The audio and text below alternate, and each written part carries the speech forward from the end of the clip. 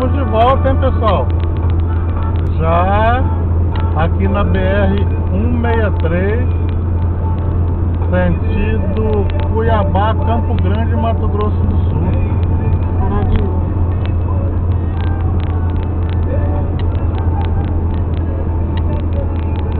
Eles estão recapeando. Aqui é os amigos do Nordeste, já rodando em Mato Grosso do Sul, hein?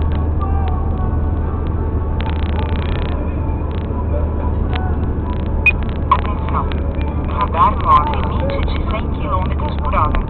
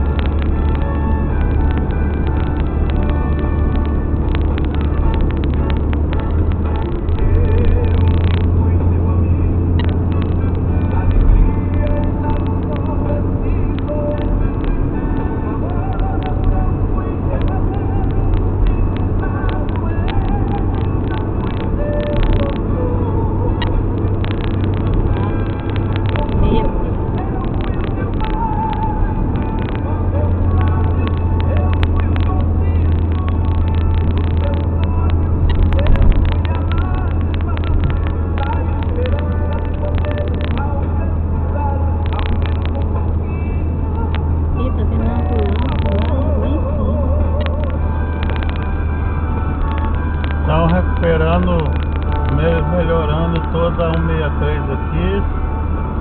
São obras de melhoria e de vez em quando tem aqui esse pare e siga, hein?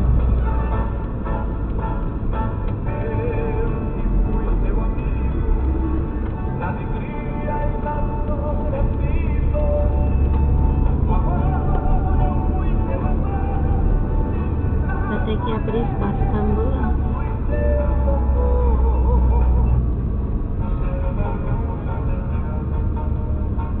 Tem que abrir.